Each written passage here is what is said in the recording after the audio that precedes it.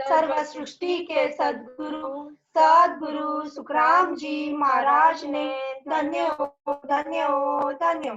राम सभा में राम राम महाराज। राम राम राम राम। सभी राम स्नेही भाई बहनों को मेरा डॉक्टर सविता चांडक जलगांव से राम राम सा। आवाज आ रही ना अच्छे से? एकदम बढ़िया। राम राम राम राम। आज का विषय है उपदेश का अंग। गुरु महाराज ने अनभय वाणी में हमको कभी प्यार से, कभी डांटकर, कभी दुखी होकर हर तरह से समझाने की कोशिश की।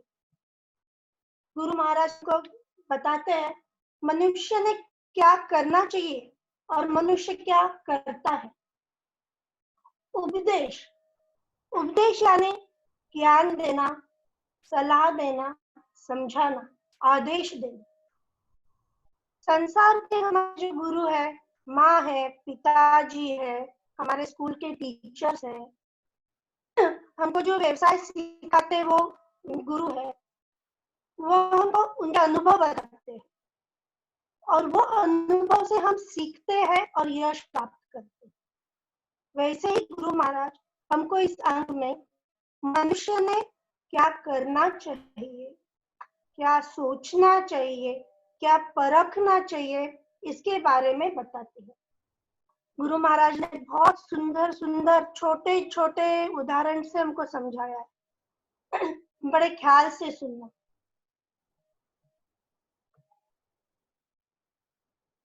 चार पहर धंधो करे सांझ हटाया जाए, झूठी जोड़ा छेड़ कर बदबाद करे नर आय, बदबाद करे नर आय, बच्चे तो घर जाई, हो ये सपना में जीव पड़े दो जग के माही, सुखराम दास गुरुदेव बिन यूं नरक होता खाए, चार पहर धंधो करे सांझ हटाया जाए।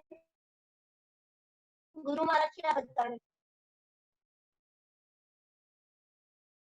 चार पहर धंधो करे सांझ हटाया जाए, झूठी जोड़ा छेड़ कर बदबाद करे नर आय। चार पहर, एक पहर यानी 3 घंटे, 4 पहर यानी 12 घंटे। 12 घंटे मनुष्य सवेरे 9 से लेकर रात को 9 बजे तक अपना धंधा बड़ी मेहनत से, बड़ी होशियारी से, सालों से करते आ रहा है। अपने दुकान का खोलने का समय तनिक भी इधर उधर करता नहीं, बराबर दुकान खोलता, उसमें जरा सी भी ढील नहीं करता है और अपना धंधा बड़ी मेहनत से करता है। शाम को जब वो धंधा करके घर पे आता है, खाना खाता है और हताया भी जाता है। हताया यानी नुक्कड़ चौराहा, जहाँ दोस्त लोग मिलते हैं और रिकामी गपशप करते हैं। उसके बाद और हताया पे क्या होता है, वह झूठी जोड़ा छेड़ कर बर्बाद करे नर आए। वहाँ गाँव की खबरें, दिन भर की बातें, राजनीति की चर्चा होती है और मतभिन्नता के कारण वाद विवाद होते हैं और वाद होते होते बाद झगड़े तक आती है और वहां से फिर वो झगड़े की बात मन में लेके बड़बड़ करते हुए घर पे आता। अभी गुरु महाराज ये कहते हैं क्या? नहीं, देखो कबीर जी भी कहते हैं। कबीर जी क्या कह रहे हैं? 5 प्रहर धंधा किया, 3 प्रहर गया सोय, 1 प्रहर नाम बिना मुक्ति कैसे होए। देखिए अभी 5 प्रहर में कितने हुए? 15 घंटे। 15 घंटे धंधा किया, 3 प्रहर यानी 9 घंटे, 5 अधिक 3 कितने हुए? 24 घंटे। बराबर। तो 24 घंटे में पूरा दिन तूने क्या किया? धंधा किया। और सोया खाया पिया। एक प्रहर भी नाम बिना मुक्ति कैसे होए। एक प्रहर यानी 3 घंटे। तूने दिन भर में 24 घंटे में 3 घंटे भी परमात्मा का नाम नहीं लिया। हेलो हेलो, आवाज आ रही क्या? आवाज आ रही, थोड़ा सा डिस्टरबेंस है लाइन में। आवाज खरखर आ रही है, डिस्टरबेंस आ रहा है, खरखर है। थोड़ा सामने आइए माइक के। माइक के सामने आइए और इको साउंड हो रही है। इको दो खोल रखे हैं, एक खोलिए। लैपटॉप के सामने आइए भाई साहब, लैपटॉप के सामने। सामने ही है लैपटॉप के, 1 मिनट। ठीक है आवाज बिल्कुल खरखर सही। नाम बिना मुक्ति कैसे होए। 5 24 घंटे हो गए। पूरे दिन भर में तूने सिर्फ धंधा किया, खाया पिया और सोया। एक प्रहर यानी 3 घंटे भी तूने परमात्मा का नाम नहीं लिया। तो कबीर जी कहते हैं तो तेरी मुक्ति कैसे होगी? तूने स्मरण नहीं किया तो तेरे कर्म कैसे काटेंगे? देखिए, हम जब जन्मे तब आत्मा के साथ हम कर्म लेके आए। वो कर्म हमने अंतिम सांस तक भोगे और आत्मा के साथ जाते वक्त और मनुष्य जन्म में कर्म बनाए और वो हम कर्म साथ में लेके गए। अब ये कर्म के अनुसार हम वापस गोते खाएंगे। गुरु महाराज ने हमको कर्म 3 प्रकार के बताए, प्रारब्ध, क्रियमान और संचित। प्रारब्ध कर्म हम जन्म के साथ हमारे साथ लेकर आते हैं और हमारे मनुष्य तन में अंतिम सांस तक वो भोगते हैं। क्रियमान कर्म हम जब प्रारब्ध कर्म भोग रहे होते हैं तब हम डे टू डे लाइफ में कुछ कर्म करते हैं। ये क्रियमान कर्म कुछ अंश तक हम यही भोगते हैं और बाकी सब कर्म संचित में जमा होते हैं। और ऐसे संचित कर्म का हमारा पहाड़ बन गया है। जन्मों जन्मों से, युगों युगों से वो कर्म उसमें जमा हो गए और वो पहाड़ बन गया है। अब ये संचित कर्म हमारे आत्मा के ऊपर बोझा है।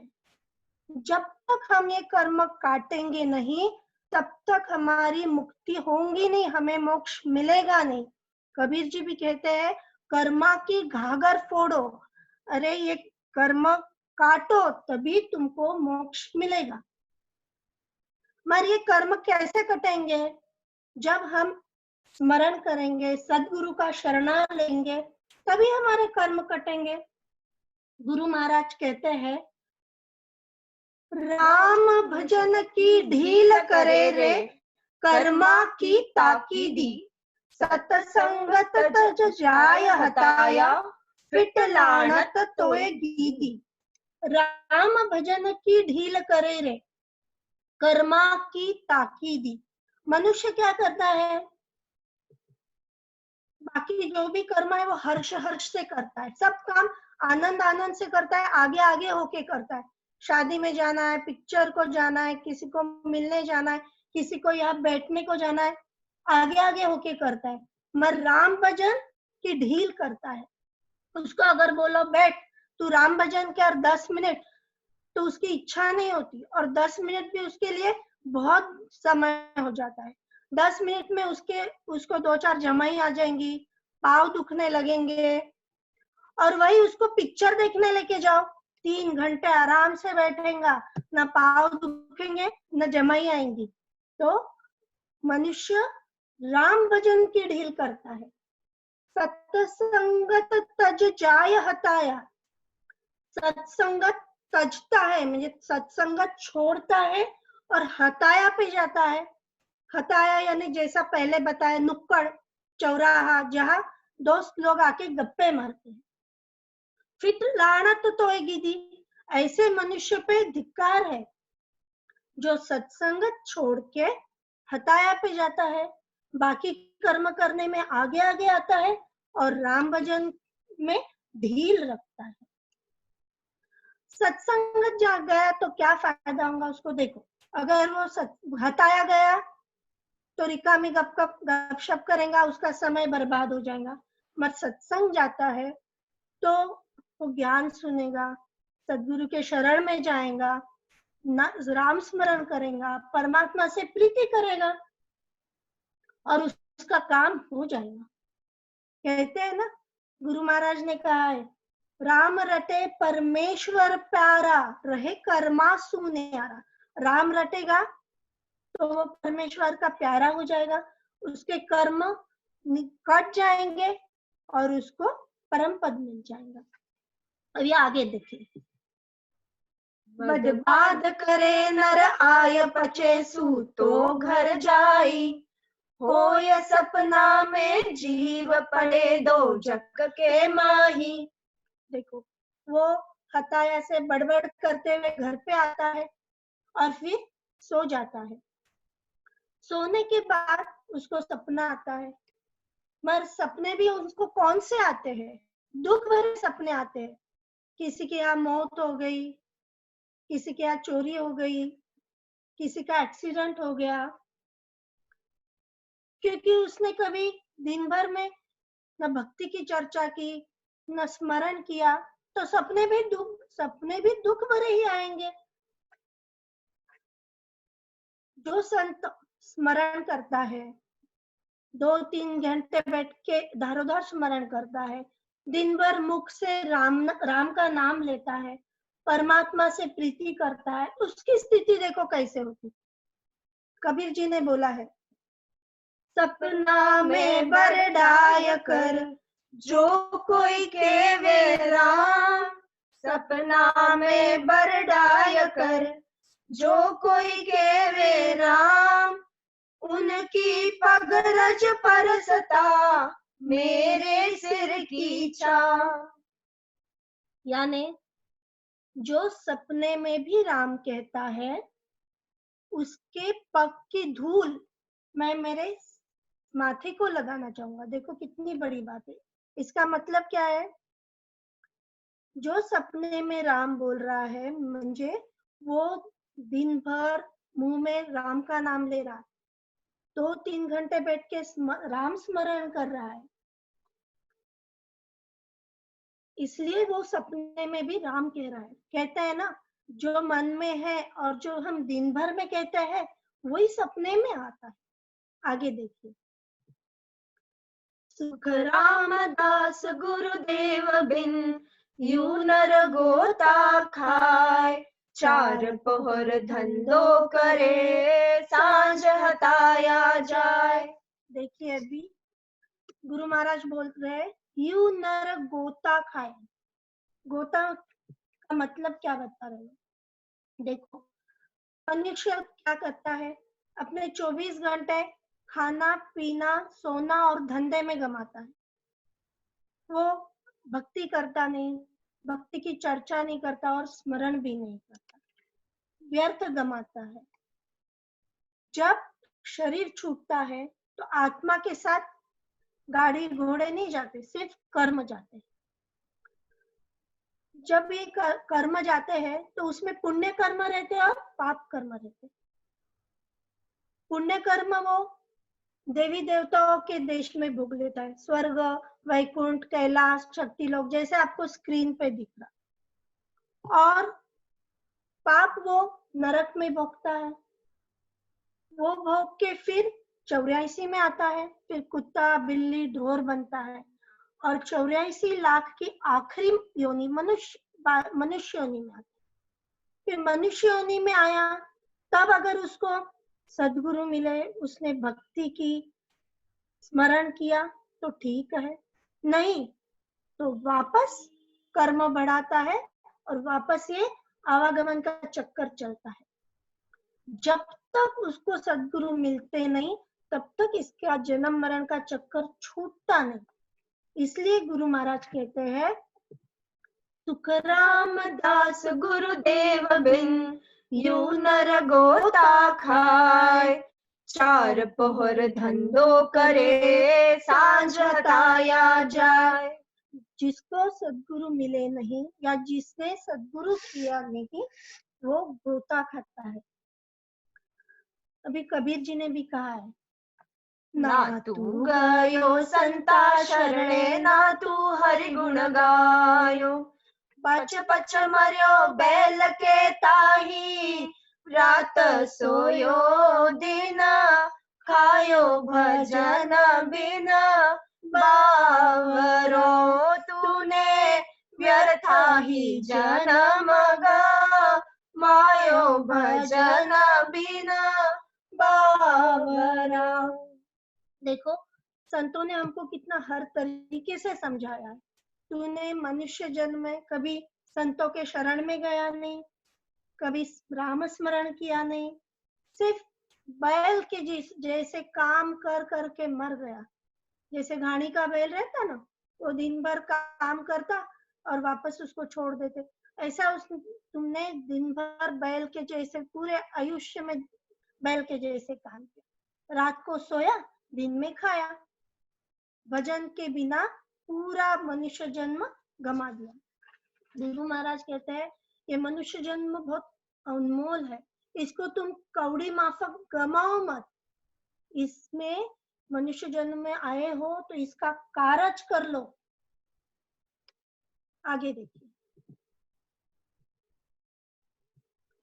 चार पहर धंधो करे, सांझ हटाया जाए।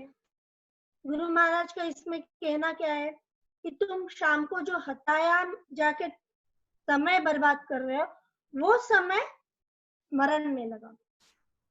आपके पास 24 घंटे हैं दिन के, उसमें के 22 घंटे संसार में लगाओ। माँ बाप की सेवा करो, बीवी बच्चों के साथ रहो, आपका धंधा बड़ी मेहनत से करो, मगर उसमें के 24 घंटे में के 2 घंटे परमात्मा को, 2 घंटे परमात्मा का स्मरण करो और इस मनुष्य जन्म मरण का चक्कर में से छूट जाओ। आगे देखो, अभी हमने क्या देखा कि मनुष्य क्या करता है और उसने क्या करना चाहिए। अभी अगली साखियों में गुरु महाराज हमें बताते हैं कि मनुष्य क्या सोचता है और उसने क्या सोचना चाहिए। ध्यान से सुनिएगा। पैसो घर में सोच सोच छाड़ी नर आया, खेती भिले निनाण खींच नहीं सम दिखाया। खोटी वे दिन एक सोच बूटा जिम खावे, आरो बिगड़ जाय सोच कन नाही बुआवे। लाख बात बहु सोच रे, नाना विध नर लोय। द्रग मानव सुख राम कहे, एक भजन सोच नहीं होय। देखिए, पैसो घर में सोच सोच छाड़ी नहीं आया, खेती भिले निनाण खींच नहीं सम दिखाया। देखिए इतने सुंदर और छोटे छोटे उदाहरण गुरु महाराज ने दिए। पैसों घर में सोच, पैसा अगर हमारे घर में गुम जाता है तो हम कितने परेशान हो जाते हैं।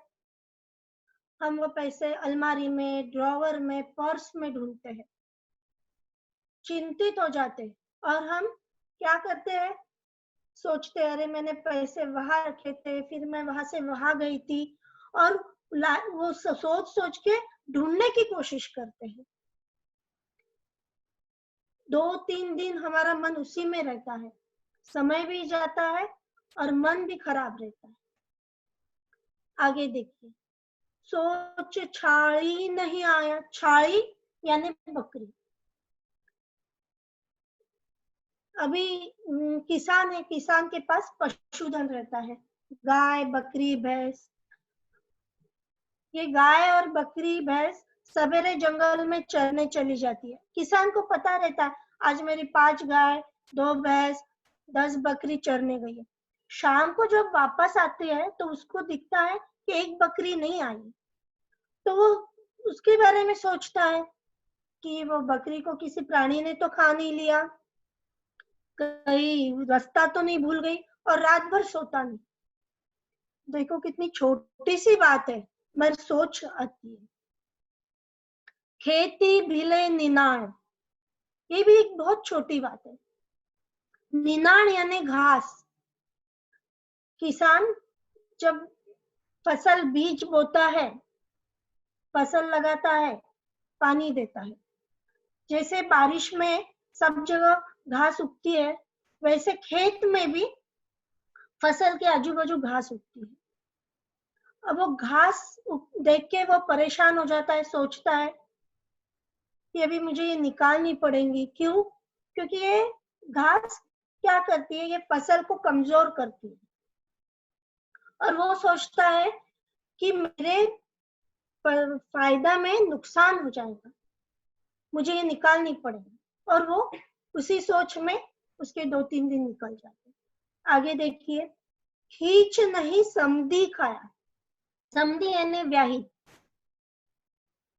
अभी पहले गांव छोटे थे और कोई भी मेहमान गांव में आता था तो सभी समाज के घर में मालूम पड़ता था कि समधी आए हैं, मेहमान आए हैं, और वो सबके घर मिलने में जाते थे। अब हमारा ही समधी हमारे गांव में आया, उसके कुछ काम से आया, मगर दूसरों के यहाँ आया और वहां खाना खाया और वहीं से निकल गए। वो हमारे घर आए नहीं, हम उनकी राह देख रहे, तो हमको भी थोड़ा सा बुरा लगता है। और हम ये सोचते हैं समधी हमारे घर क्यों नहीं आए, उनको वो नाराज तो नहीं है, हमारे बच्ची ने कुछ गलती तो नहीं की, ये सोचने में परेशान हो जाता है। देखो कितने छोटे छोटे उदाहरण गुरु महाराज ने दिए, हमारे प्रैक्टिकल लाइफ में ये होता है ना। आगे देखो, खोटी वे दिन एक सोच बूटा जिम खावे, आरो बिगड़ जाय सोच कन नाही बुआवे। खोटी होना, हमको कुछ काम से बाहर गांव जाना है, इसलिए हमने दुकान बंद कर दी और बाहर गांव चले गए। बाहर गांव जाने के बाद हमारा जो काम हमका करना था वो भी नहीं हुआ, तो हम क्या बोलते हैं, खोटी हुई की, काम भी नहीं हुआ और दाम भी नहीं मिला क्योंकि दुकान बंद थी। और हम सोचते हैं अरे हम कल जाते थे, परसों जाते थे, बाद में जाते थे तो काम हो जाता था, और हिसाब लगाते हैं कि आज मेरी इतनी कमाई होती थी, मेरी दुकान बनती तो हुई नहीं, और मैं वो कमाई से ये चीजें कर लेता। आगे देखो, सोच बूटा जिम खावे। किसान खेत में पेड़ लगाता है, जैसे नींबू है, मौसम्बी है, और वो खेत में जानवर घुस जाते हैं और वो जानवर वो पेड़ खा लेते हैं, खराब कर देते हैं। तो वो बहुत दुखी हो जाता है किसान कि मैंने इतने मेहनत से पैसे लगा के पेड़ लगाए, मगर जानवर ने वो खराब कर दिए। सो हो जाता है। आगे देखिए, आरो बिगड़ जाए। आरो यानी समय। हमारे घर कोई फंक्शन है, कोई कार्यक्रम है, शादी है, या फिर मृत्यु के बाद का 10वां 12वां है, हमारे घर सब रिश्तेदार आए हैं, समधी आए हैं, मित्र परिवार समाज आए हैं, और उसी वक्त हमारे यहाँ बना हुआ खाना खराब हो जाता है या कुछ मैनेजमेंट प्रॉपर नहीं होती, तो मन बड़ा खराब हो जाता है। मैंने इतने मेहनत से सब किया, पैसे लगाए और मुझे जैसा चाहिए था वैसी बात नहीं बनी, मेरी समाज में क्या बात होगी, इसलिए वो दुखी होता है। कितनी सोच करता है ये बारे में। आगे देखो, सोच कर ना ही बुआवे।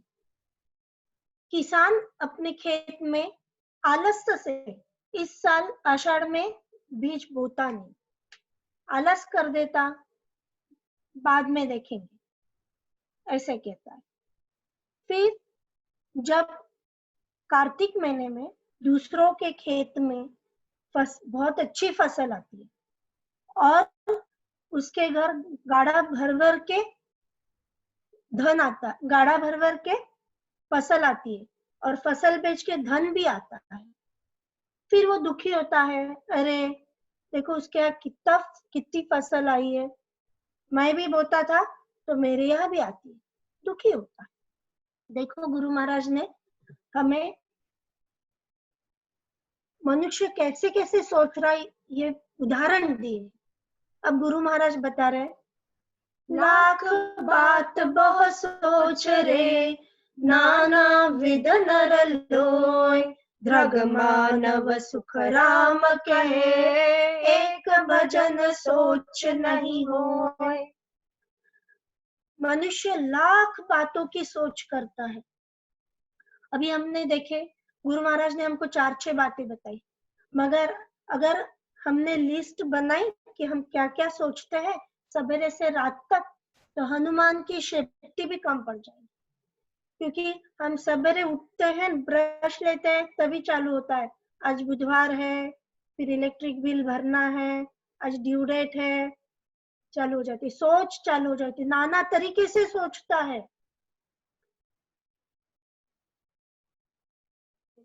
आगे देखो, द्रग मानव सुख राम के, एक भजन सोच नहीं हो, कितनी बातें सोच ली मगर मनुष्य भजन की नहीं सोचता। सुखराम जी महाराज ऐसे आदमियों को धिक्कार है बोलते हैं, अरे मनुष्य भजन की सोच तुझे लानी पड़ेगी और लानी चाहिए, क्योंकि ये मनुष्य जन्म बार बार नहीं आता। ध्यान से सुनिए, 43,20,000 साल के बाद ये मनुष्य तन मिलता है, वो भी भक्ति कम किया तो या नहीं किया तो, सीधे सीधे से। अगर पुण्य कर्म ज्यादा किए तो आत्मा को पुण्य कर्म देवी देवताओं के लोक में, विष्णु के लोक में, शंकर के लोक में ज्यादा दिन तक, युगों युगों तक भोगने पड़ते हैं। उसके बाद पाप कर्म ज्यादा होंगे तो नरक में पाप कर्म युगों युगों भोगने पड़ते हैं। फिर वो 84 में आता है, 84 लाख योनि भोगता है और आखिरी योनि मनुष्य जन्म में आता है। तो उसको मनुष्य जन्म मिलने का समय और लंब जाता है। ये मनुष्य जन्म बहुत महान है। देवी देवता, इंद्र, ब्रह्मा, विष्णु, महेश सब ये मनुष्य जन्म की वंचना करते हैं।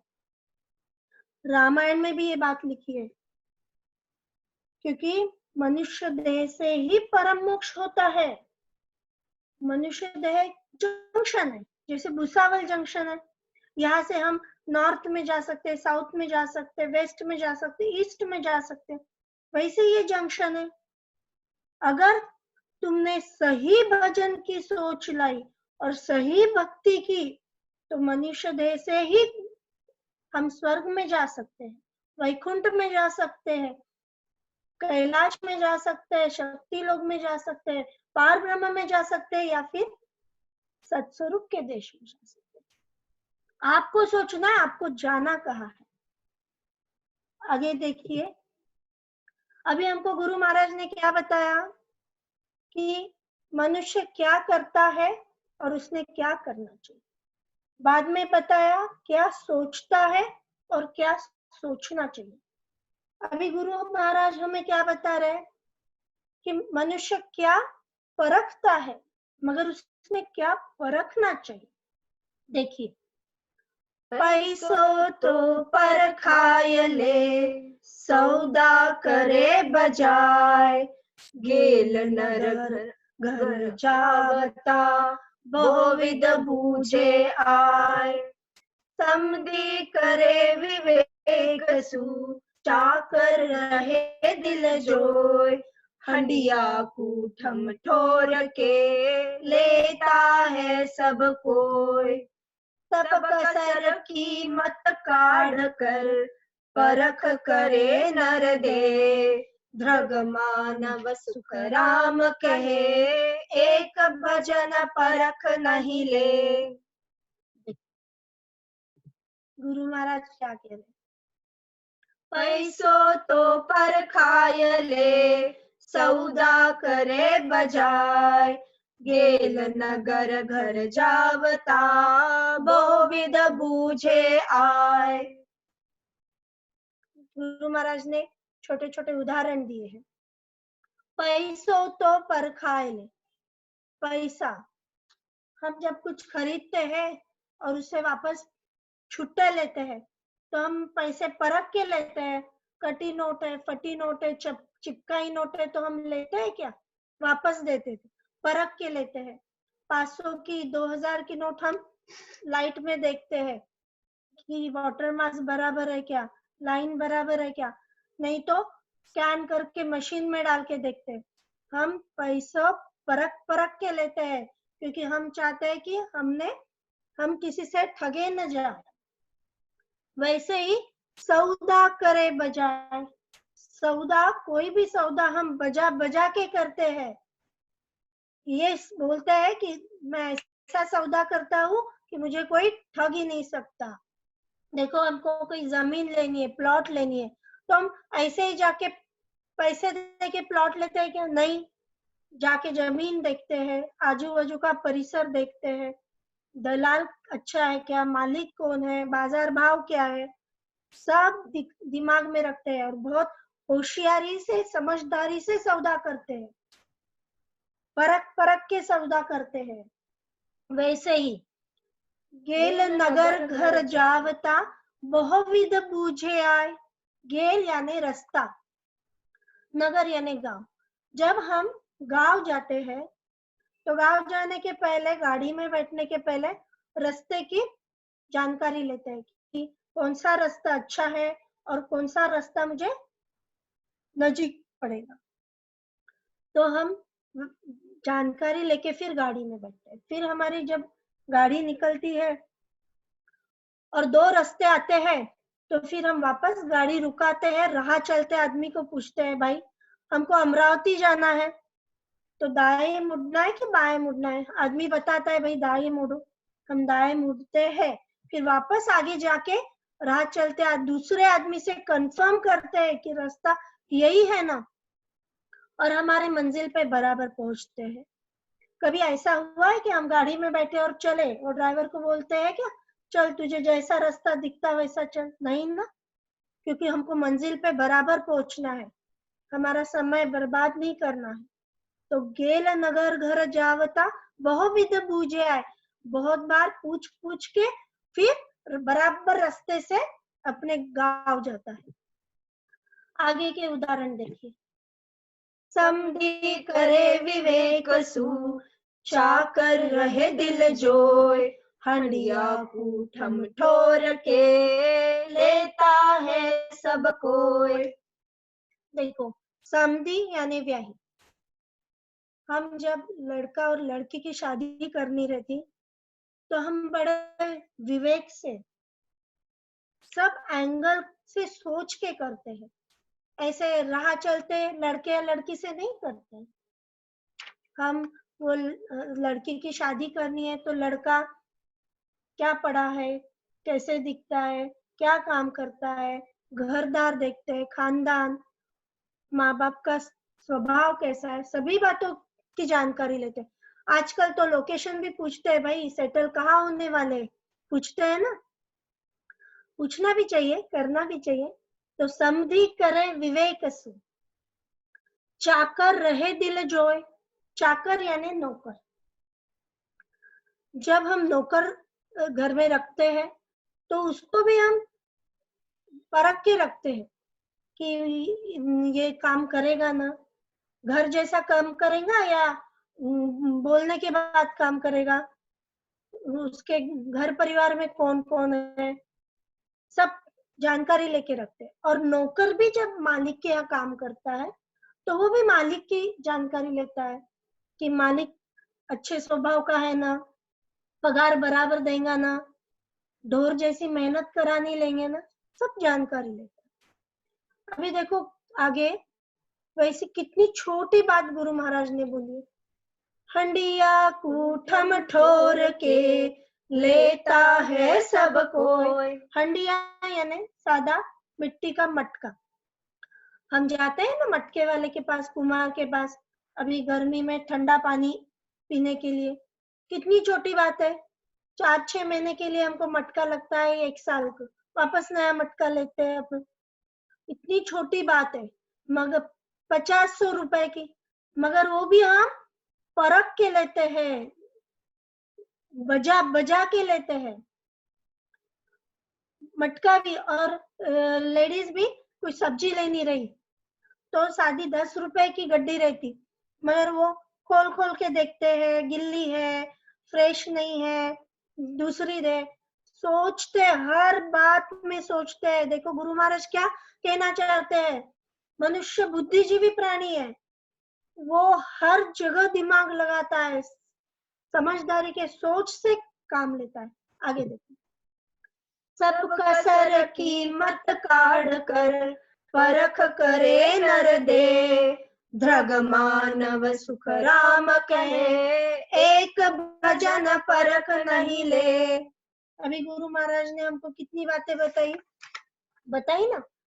पैसे परख के लेते हैं, सौदा बजा के करते हैं, रास्ता पूछ पूछ के जाते हैं, समझी विवेक से करते हैं, नौकर परख के रखते हैं, और अंडा भी बजा बजा के लेते हैं। म्हणजे सब बातों की परीक्षा करता है, सब बातें दिमाग लगा कर करता है, मगर एक भजन परख के नहीं करता। धृग मानव सुखराम के, ऐसे मानव को धिक्कार है। अरे जो बात तूने परखनी चाहिए वो तो नहीं परखता, और जो बातें छोटी छोटी बातें हैं वो परखते बैठता। अभी देखो गुरु महाराज ने हमको क्या बताया है कि तू भजन परखता नहीं। बहुत से लोग, महिलाएं भी, जो अपनी माँ करती आ रही या जो अपनी सास करती आ रही वो ही आगे करते जा रहे, सालों से वही करते जाते, और बोलते हैं कि हम परंपरा के कारण कर रहे हैं, हमारे रीति रिवाज है, और सुनने के लिए भी तैयार नहीं रहते। वो हम क्या कर रहे हैं, कौन सी भक्ति कर रहे हैं, ये भक्ति का क्या लाभ है, इसकी डेप्थ खोलाई में जाते नहीं। अभी गुरु महाराज ने फल फूल के अंग में ये सब बातें बताई है कि एकादशी की तो क्या लाभ होगा, तुमको निरोगी काया मिले। नवविद्या भक्ति की तो क्या होगा, वैकुंठ मिलेगा। सब भक्तियों का लाभ है, और सब भक्तियों का लाभ गुरु महाराज ने बताया। तो हमको क्या परखना है कि भक्ति कौन सी करनी है। भक्ति परख के निर्णय करके फिर करना है। देखो गुरु महाराज ने 3 भक्तियां बताई है। बांदा 3 भगत कहु तोई, सुरगुण निर्गुण आनंद पद की, या को भेद न्यारो हुई। कौन सी 3 भक्तियां हैं? सुरगुण, निर्गुण और आनंद पद। सुरगुण भक्ति, सुरगुण भक्ति यानी मूर्ति पूजा की भक्ति। संसार में 95 तक के लोग ये भक्ति करते हैं। अब ये भक्ति का लाभ क्या है? उनके सुकृत बनेंगे, और वो सुकृत भोगने के लिए वो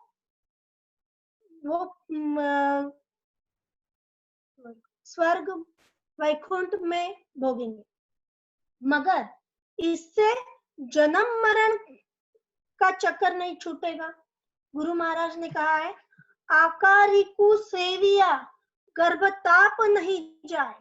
मूर्ति पूजा यानी आकारी की भक्ति। आकारी की भक्ति करने से गर्भताप नहीं जाता है। गर्भताप यानी जन्म और मरण का चक्कर नहीं छूटता है।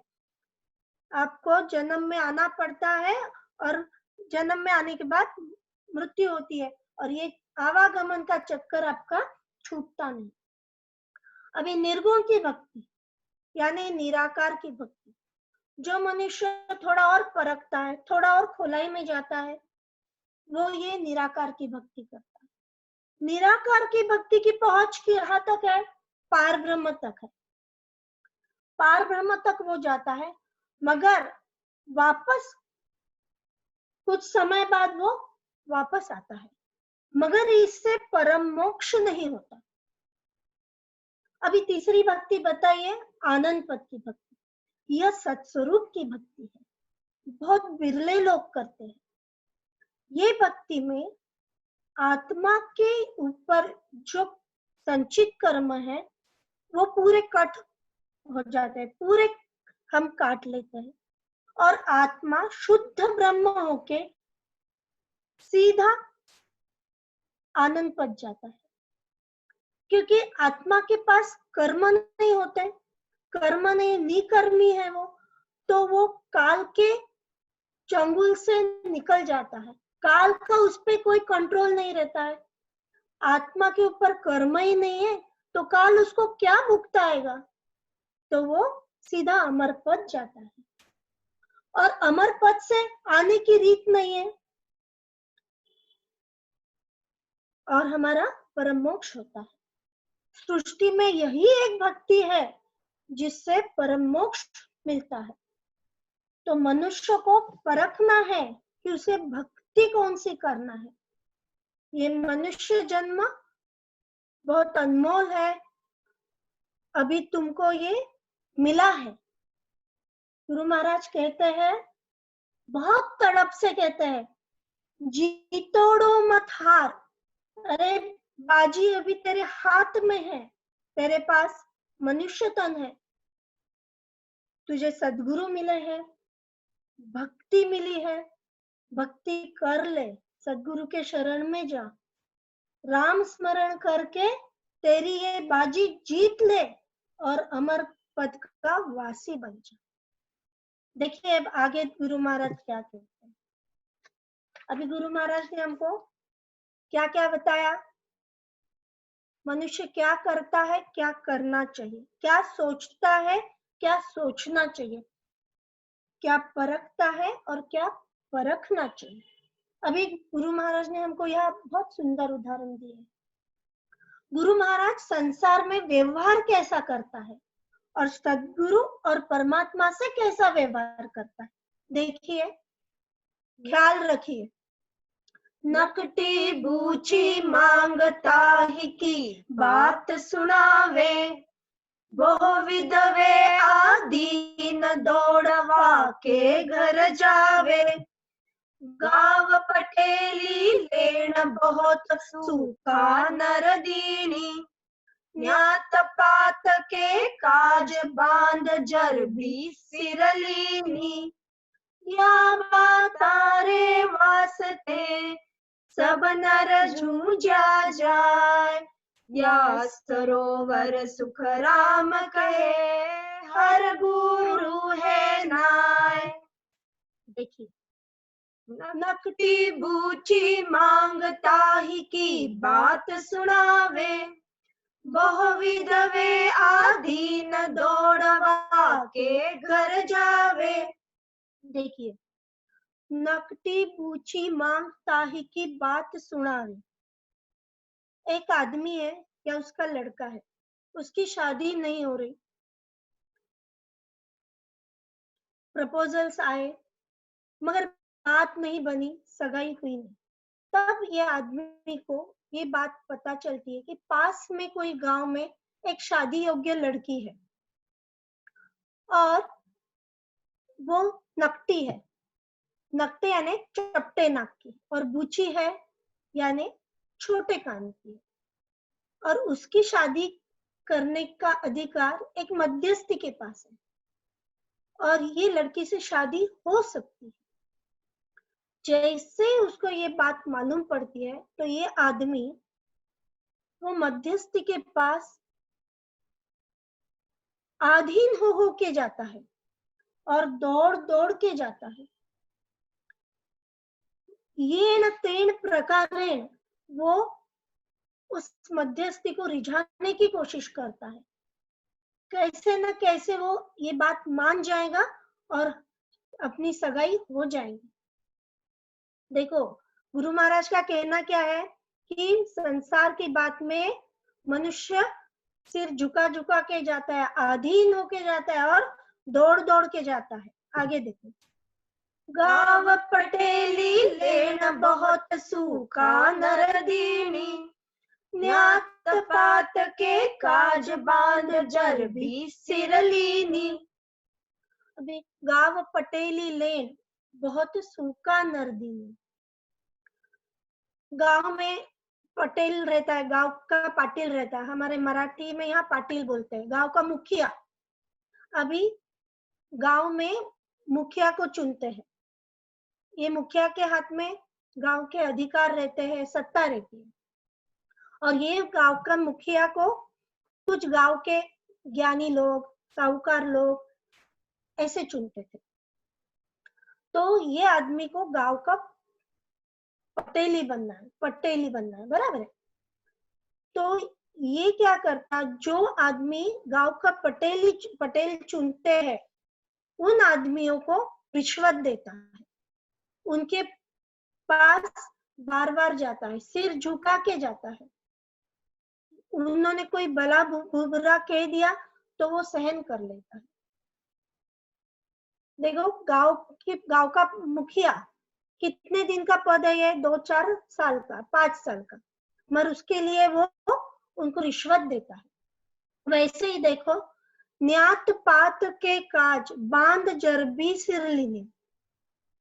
पहले गांव में पंचायत बैठती थी, अभी भी कुछ गांव में हरियाणा में वगैरह हमको देखने को मिलता है। तो ये पंचायत, गांव में कुछ भी तंटा झगड़ा होता था तो वो न्याय करते थे। अभी अगर कोई गांव में झगड़ा हो गया तो पंचायत बैठती थी, गांव के लोग बैठते थे, दोनों पार्टी की बातें सुनते थे और ये पंचायत निर्णय लेते थे, सजा भी देते थे।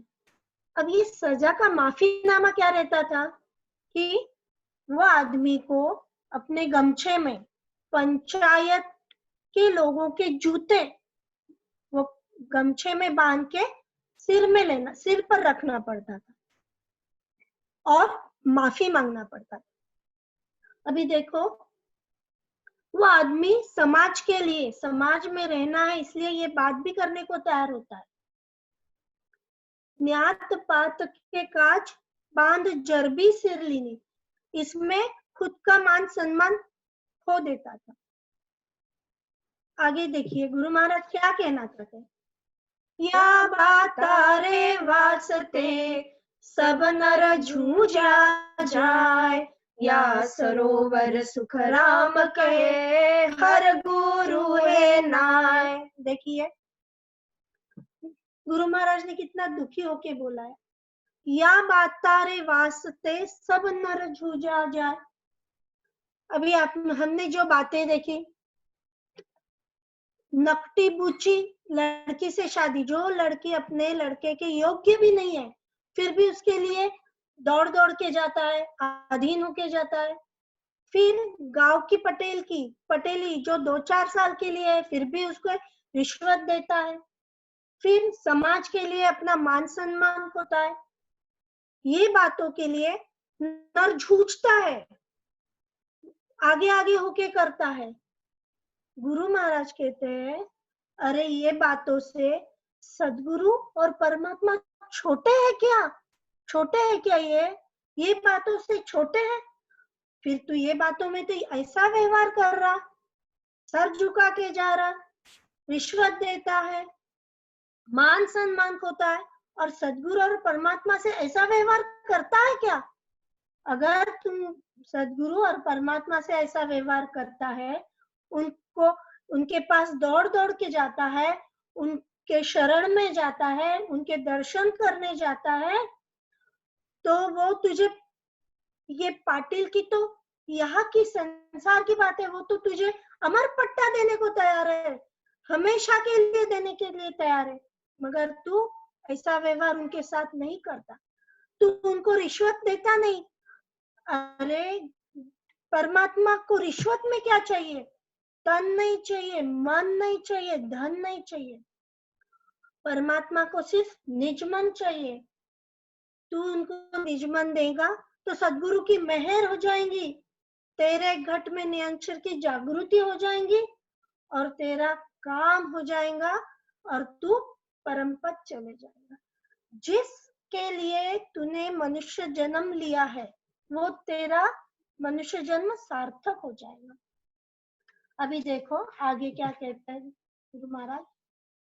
अभी गुरु महाराज ने हमको क्या क्या बताया,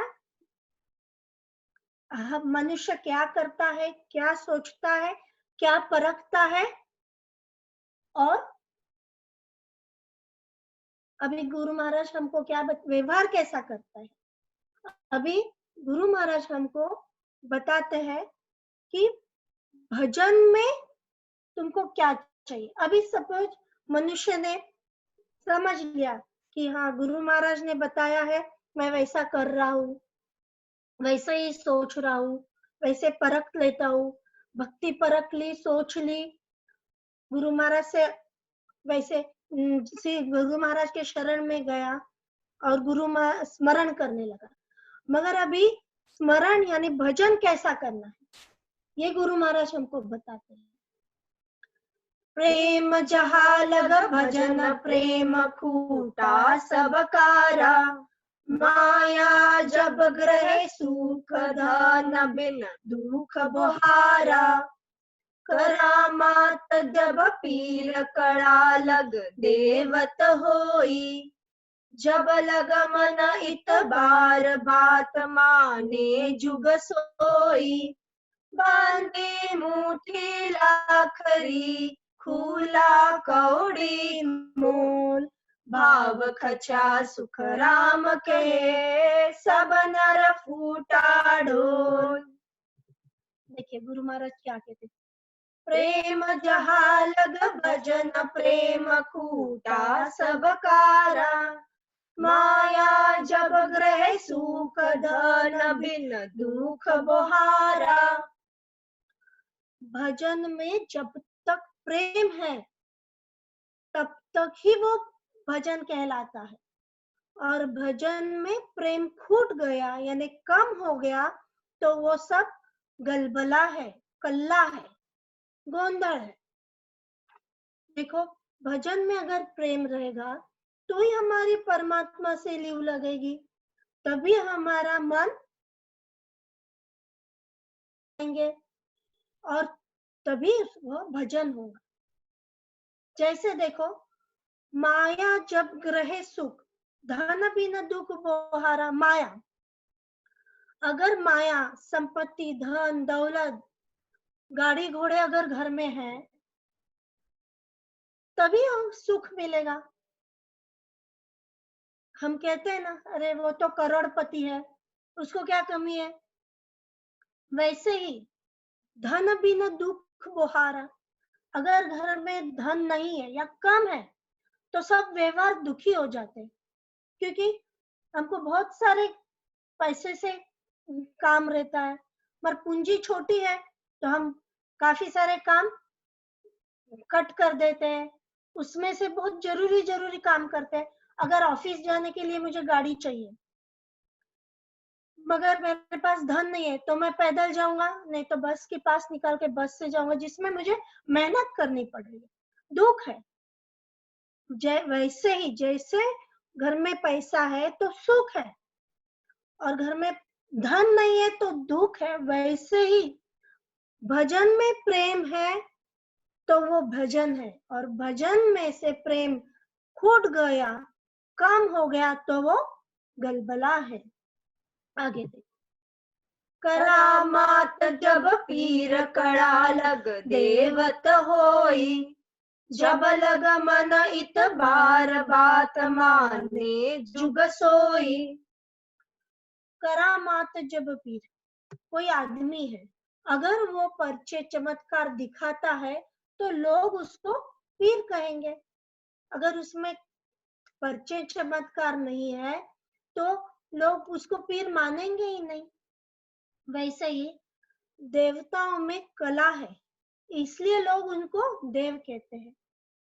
देखो देवों की कार्णिक काया रहती है, वो तेज पुंज की रहती है।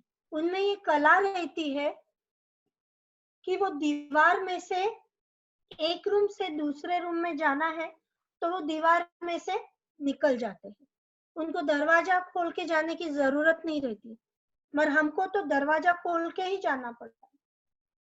तो देवताओं में ये कला है। वैसे जब लग मन इत बार बात माने जुग सोई, जब तक हमको किसी पे विश्वास नहीं आता तब तक उसकी बात जुग मानता नहीं। अभी देखो हमारे डॉक्टर के पेशे में हम दवाई लिख के देते हैं। जब हम दवाई लिखते हैं और वो पेशेंट को उसका गुण आता है तब वो हम पे विश्वास करता है, और विश्वास करने के बाद हमने अगर उसको कोई बात कही तो वो मानता है। जब तक विश्वास है तब तक ही वो बात मानता है। आगे देखिए, बंदी मुट्ठी लाखरी खुला कौड़ी मोल, भाव खचा सुख राम के सब नर फूटा ढोल। देखो एक मुहावरा है ना, बंदी मुट्ठी 1.25 लाख की। अभी गुरु महाराज हमको कहते हैं, अभी देखो अपनी अगर मुट्ठी बंद है तो हमको उसमें मालूम नहीं क्या है, तो वो छुपी बात है। मगर अगर खुली है तो पता है कुछ भी नहीं है, कौड़ी मोल है ना। अभी छोटा बच्चा है, हमने उसको मुट्ठी बंद करके बताया कि देख इसमें ना एक चीज है, ये चीज मैं तुझे दूंगा, तो वो अपने पास आता है और मुट्ठी खोलने की कोशिश, क्या है क्या है, फिर हम उसको बोलता है देख तू ये काम कर ले, वो काम कर फिर मैं तुझे इसमें की चीज देता है। वो भग के जाता है, वो काम कर लेता है और वापस आता है, क्योंकि उसको ये बंद मुट्ठी के प्रति भाव है, उसको एक प्रकार से जिज्ञासा है। और हमने खुला हाथ उसको दिखाया, उसको बोला देख इसमें तू काम कर मैं तुझे दूंगा, खुला हाथ देख दिखा के बताया, तो उसका भाव ही नहीं बनता। उसको दिख रहा हाथ में तो कुछ है ही नहीं, क्या देंगे, तो उसका भाव कम हो जाता है। वैसे ही एक आधा राजा है और वो कोई शर्त लगाता है और वो मुट्ठी बंद करके बताता है कि जो जीतेगा उसको मैं ये बंद मुट्ठी की चीज दूंगा। तो जो स्पर्धक है उनमें प्रेरणा जागृत होती है कि राजा की मुट्ठी में क्या होगा, अनमोल हीरा है, रत्न है, माणिक है। तो वो भाव से शर्यत खेलते हैं और जीतते हैं। और राजा ने अगर उनको बोला कि मैं तुमको इनाम दूंगा, तो वो भाव कम हो जाता है।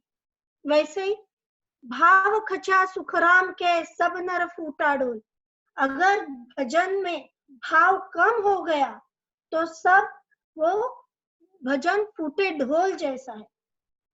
अब मैं आपको भाव का एक उदाहरण देती हूँ, देखो आपको तुरंत ध्यान में आ जाएगा। मूर्तिकार ने 2 मूर्तियां बनाई है, दोनों मूर्ति, मेरे शब्दों पे ख्याल रखना, दोनों मूर्ति एक ही धातु की है, एक ही वजन की, एक राम की है और एक रावण की है। और मूर्तिकार ने हमको बताया कि मुफ्त में है, कोई भी मूर्ति उठा लो। तो क्या होगा, हम कौन सी उठाएंगे, राम की उठाएंगे, क्योंकि राम के प्रति, श्री राम के प्रति हमारा भाव है कि वो मर्यादा पुरुषोत्तम थे। रावण क्रोधी और क्रूर है, तो हम राम की उठाएंगे, राम के प्रति भाव है। अभी दूसरी बात, मूर्तिकार ने 2 मूर्तियां बनाई, एक राम की एक रावण की, एक ही वजन की, मुफ्त में है और एक मूर्ति उठाना है। मगर राम की मूर्ति पीतल की है और रावण की मूर्ति सोने की है, तो कौन सी उठाएंगे, होशियार आदमी सोने की उठाएगा। देखो यहाँ भाव बदल गया, पैसे का भाव आ गया। अरे भाई रावण की है तो क्या हुआ, सोने की है, सोना है, गला लेंगे, कुछ गहने बना लेंगे। भाव बदल गया।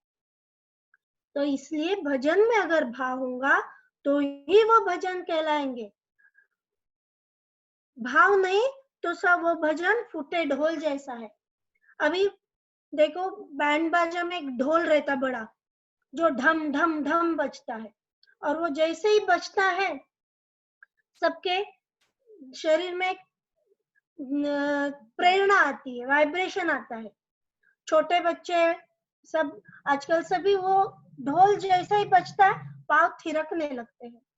मगर अगर वो ढोल फटा हुआ है और अगर उसको बजाया तो वो बेसुरा बजता है, और हम बोलते हैं अरे ये क्या बेसुरा बजा रहा, बंद कर, ये ढोल बराबर नहीं बज रहा।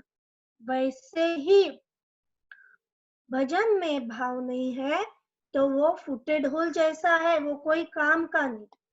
इसलिए हमको भजन करते हैं तो सिर्फ बैठ के राम राम राम राम राम राम नहीं करना, उसमें प्रेम चाहिए, भाव चाहिए, तब वो भजन कहलाएगा। अभी आगे देखिए। बहुत सुंदर। अभी गुरु महाराज ने हमको सब बताया कि भजन में प्रेम कैसा चाहिए, भाव कैसा चाहिए। अभी गुरु महाराज हमको बोलते हैं भजन में मन नहीं लगाया तो तुम्हारा काम नहीं होगा। मन अगर नहीं है भजन में तो कोई काम का नहीं। बहुत सारे लोग बोलते हैं कि हमारा भजन में मन नहीं लगता। देखिए गुरु महाराज क्या कहते हैं, पड़े दूध में लूण ढोल रे परवा लागे, घड़ियावल के राय की रश के पवन कोई बागे, हंडी मेरू हो या कंठ में पड़े खटाई, धवन न बंदी ठीक हदफ पर चोट न आई, यू मन फीको ने कही पड़ा न सजे काय, प्रेम बिना सुख राम कहे, राम गाय माँ गाय। अभी देखो, पड़े दूध में लूण ढोल रे परवा लागे, घड़ियावल के राय की रश के पवन कोई बागे। ये बागे है, बाजे नहीं है। पड़े दूध में लूण, देखो गुरु महाराज ने रोज के हमारे हमेशा के देखे हुए उदाहरण दिए। पड़े दूध में लूण, हमने दूध बिखत लाया पीने के लिए, अब ये दूध में लूण यानी नमक गिर गया तो वो खराब हो जाएगा, खराब हो गया। अब ये दूध तो हम पी नहीं सकते और उसका ना कलाकंद बनेगा ना रसगुल्ला बनेगा, तो वो कोई काम का नहीं है। वैसे ही ढोल रे परवा लागे, परवा यानी सर्द हवा। ढोल जो भी हमने पहले थे, ढोल जो बजाने का ढोल है वो चमड़े का बनता है। अब वो चमड़े को अगर सर्द हवा लग गई तो वो बचता नहीं, काम का नहीं रहता। हम गैस पे पापड़ सेकते हैं और बारिश में वो पापड़ सेकने के बाद उसको अगर वो हवा लग गई तो वो ऐसे चामट होता है, वो खाने के लायक नहीं रहता है। वैसे ही ढोल को सर्द हवा लगी तो वो बजने के लायक नहीं रहता, काम का नहीं रहता। वैसे ही घड़ियावल के राय, पहले के जमाने में बड़ी बड़ी धातु की घड़ियां रहती थी। अब ये घड़ियां बड़ी रहती थी और नीचे इसको पेंडुलम रहता था, और वो बराबर 1 घंटा हुआ कि झनकार से बजती थी, झनकार देती थी और हमको समझता कि 1 घंटा हो गया। अब ये घड़ी खराब हो गई, उसमें दरार आ गई। अब दरार आने के कारण उसकी वो जो झनकार है वो बराबर नहीं आती, कान को अच्छी नहीं लगती, तो हम बोलते हैं ये घड़ी खराब हो गई, इसको निकाल दो। वैसे ही कीरश के पवन कोई बाग, कीरश यानी किसान। अब ये किसान के खेत में फसल तैयार है, मगर ऐसे में ऐसी कोई हवा आती है या तूफान आता है या ओले गिरते हैं, उसके कारण उसकी फसल में कोई रोग गिर जाता है इसलिए वो जल जाती है, या तूफान से उसकी फसल तहस नहस हो जाती है, तो वो कोई काम की नहीं है। देखो गुरु महाराज ने कितने सुंदर उदाहरण दिए हैं। आगे देखो, हंडी मेरु होय कंठ में पड़े खटाई, धवण न बंदी ठीक हदफ पर चोट न आई। हंडी मेरु होय, हंडी, हंडी यानी मिट्टी का बर्तन। पहले मिट्टी के बर्तन में ही अन्न पकाते थे, खाना पकाते थे। अब ये हंडी में, छोटी हंडी में हमने दाल डाल ली, पानी डाला और पकाने के लिए चूल्हे पे रख दिया। अब ये हंडी को नीचे से छेद हो गया, तो उसमें खाना पकेगा क्या? नहीं, क्योंकि उसमें से पानी गिर जाएगा नीचे, नीचे की चूल्हा बुझ जाएगा और खाना पकेगा नहीं। वो हंडी कोई काम की नहीं, हम बोलते हैं ये कोई काम की नहीं। कंठ में पड़े खटाई, हम कहते हैं ना भाई इसका कंठ बहुत अच्छा है, ये बहुत अच्छा गाता है। अभी उसका कंठ, उसका कोई कार्यक्रम है और उसके कंठ में बीमारी हो गई या कंठ खराब हो गया, घर हो गया, तो वो गाते, उसको गाते नहीं आएगा, तो उसका वो कार्यक्रम का काम नहीं होगा, क्योंकि वो गा नहीं सकेगा। अब वैसे ही धवण न बंदी ठीक हदफ पर चोट नहीं। अभी देखो,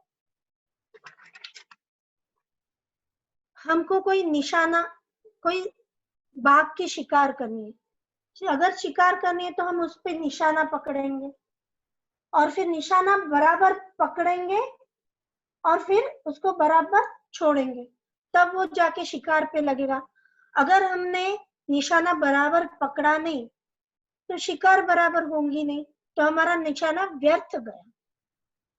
अभी देखो ओलंपिक्स में शूटिंग राइफल का गेम रहता है।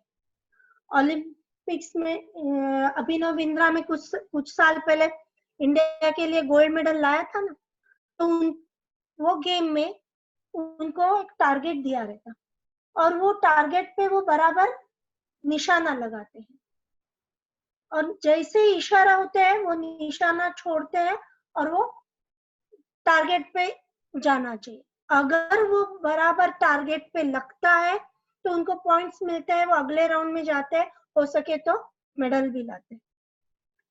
मगर अगर वो निशाना बराबर बैठा नहीं तो वो व्यर्थ गया, राउंड से आउट हो जाते हैं।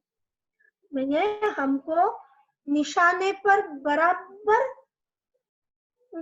चोट आनी चाहिए, बराबर टारगेट पे निशाना लगना चाहिए, तो वो काम का है, नहीं तो वो व्यर्थ गया। देखो आगे, यू मन फीको ने कही पढ़या न सजे काय, प्रेम बिना सुख राम कहे, राम गाय माँ गाय। अभी देखो गुरु महाराज हमको क्या बोलते हैं, अगर भजन में मन फीका हो गया तो वो काम, हमारा काम होगा नहीं। भजन में मन अगर लगा नहीं तो भजन होगा नहीं।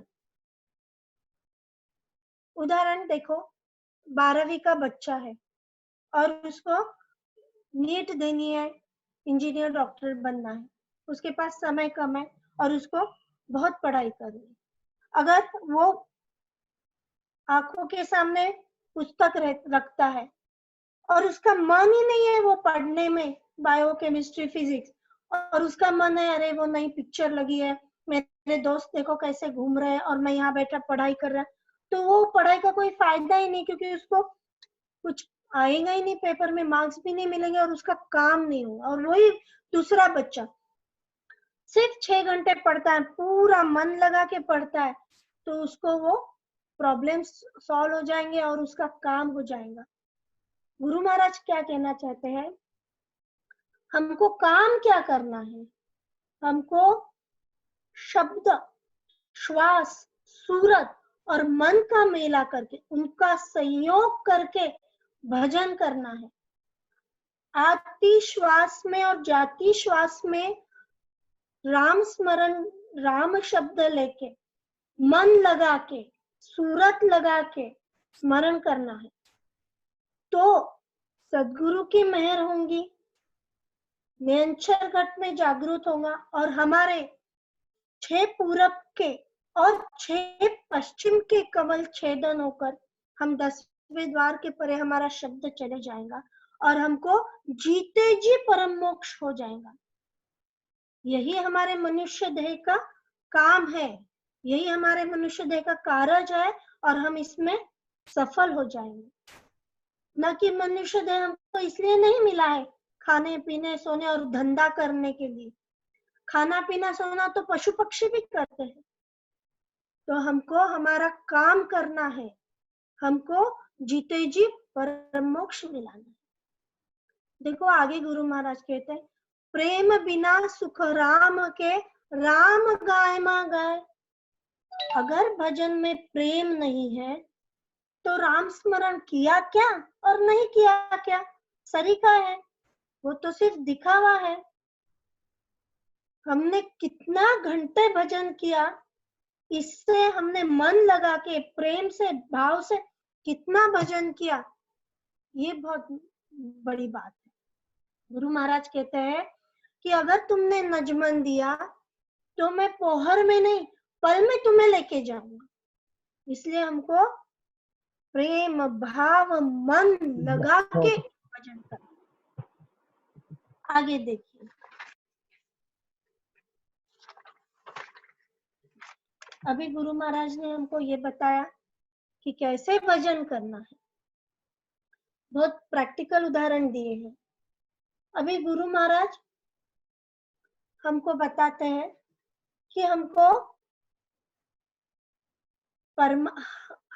परमात्मा से प्रीति हो गई क्या, ये कैसे समझना है।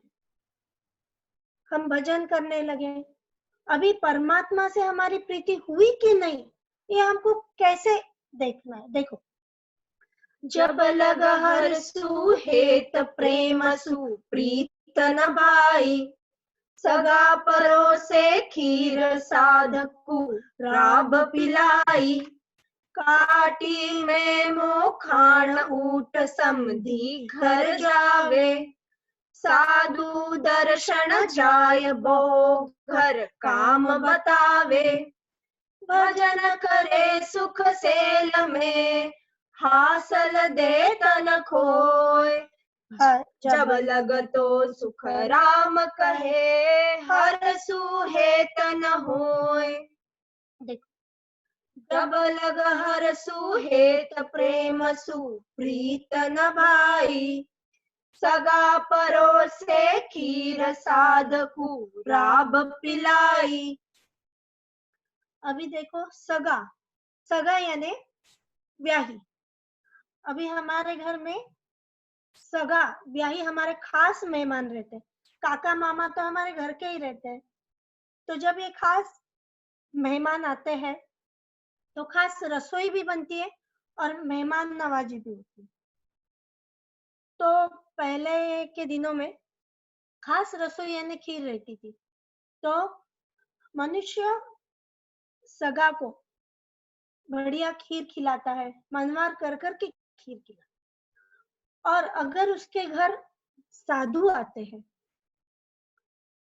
केवली संत आते हैं, तो उनको वो क्या खिलाता है, राब पिलाता है। अब राब यानी छाछ में ज्वारी का आटा मिलाते हैं, उसमें नमक जीरा डालते हैं और उसको चूल्हे पे रखते हैं, गैस पे रखते हैं और थोड़ी देर उबाल लेते हैं। तो साध को राब पिलाते हैं। देखो गुरु महाराज ने हमको कैसे बताया है। अभी आगे देखो, काटी में मोखाण ऊट समधी घर जावे, साधु दर्शन जाय बहो घर काम बतावे। मोखाण, मोखाण यानी मृत्यु के बाद के क्रियाकर्म, जैसे 10वां है 12वां है। और काती, काती यानी कार्तिक का महीना। कार्तिक का महीना किसान के लिए सीजन रहता है। हम बोलते हैं ना, बाबा हमारे धंधे का अभी सीजन है, वैसे कार्तिक का महीना किसान के लिए सीजन रहता है। उसको फसल काटना, साफ करना, भरना, बेचना, बहुत सारे काम रहते हैं। वो कहता है मुझे मरने की भी फुर्सत नहीं। और ऐसे इसमें समधी के घर से या उसके रिश्तेदार के यहाँ से उसको समाचार मिलता है कि उनके घर में किसी की मौत हो गई है या फिर किसी छोटे बच्चे की मौत हो गई है। जैसे उसके समाचार आते हैं वो तुरंत उठ के उनके घर जाता है कि समधी क्या सोचेंगे। वहां ये नहीं सोचता कि मेरे पास बहुत काम है। और ऐसे ही साधु दर्शन जाए बहु घर काम बतावे। पहले गांव में साधु घूमते थे। तो ये साधु जब गांव में आते हैं तो गांव के बाहर डेरा डालते थे। वो कुछ दिन वहां रहते थे, फिर दूसरे गांव जाते थे। अब जब ये साधु गांव में आते थे तब गांव के लोग उनको खाना खिलाते थे, उनके दर्शन करने जाते थे और साधु उनको ज्ञान देते थे। तो ये लोग सत्संग सुनने जाते थे, उनसे ज्ञान लेते थे। और जब साधु आए हैं, दर्शन के लिए चलना है, तब वो मेरे घर बहुत काम है और बहुत बहाने बताता है।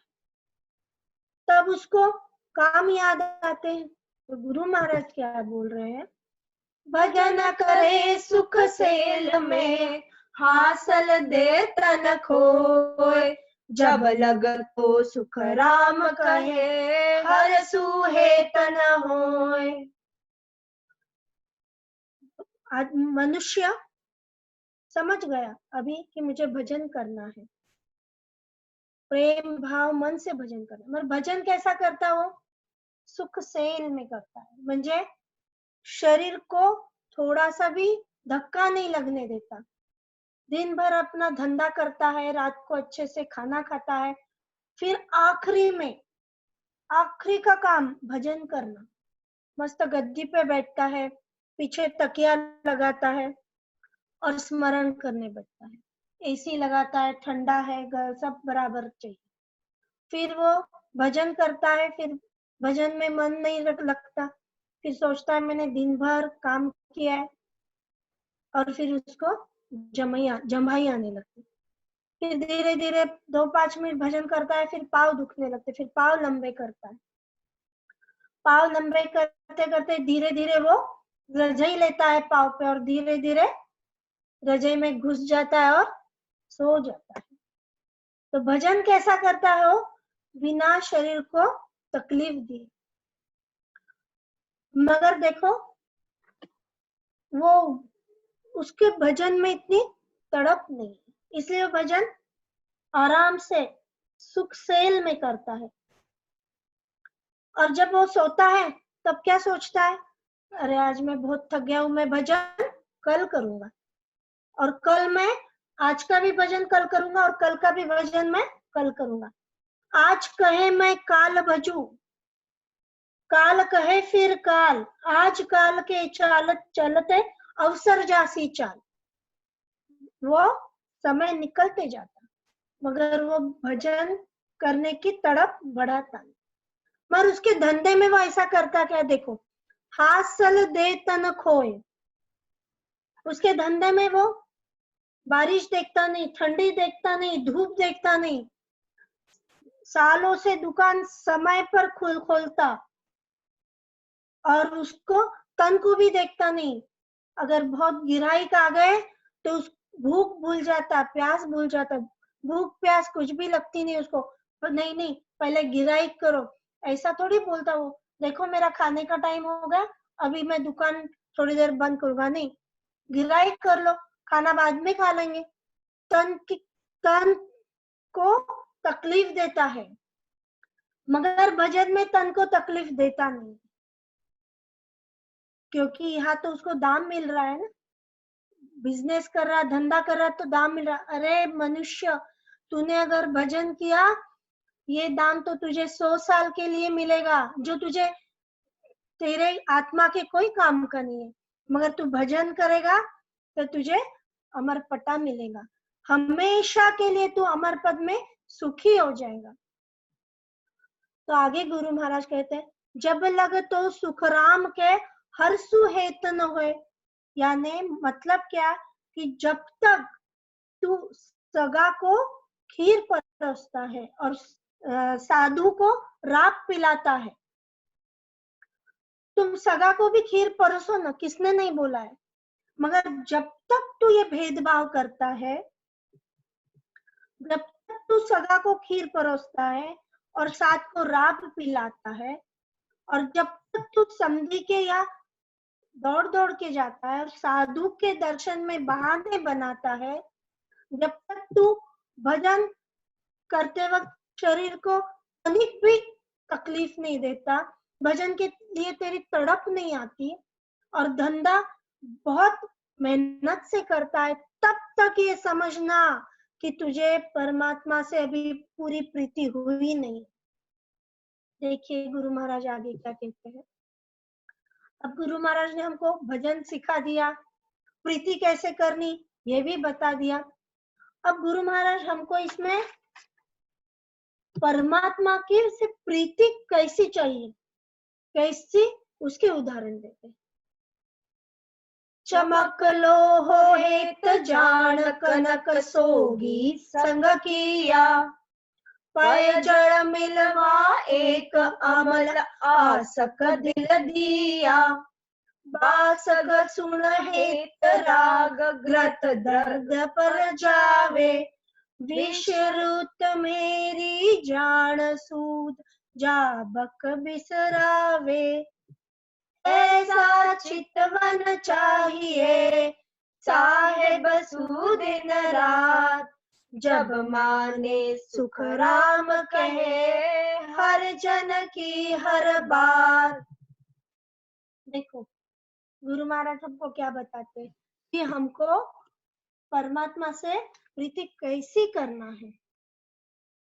चमक लोहो हेत जान, चमक यानी मैग्नेट, लोह चुंबक।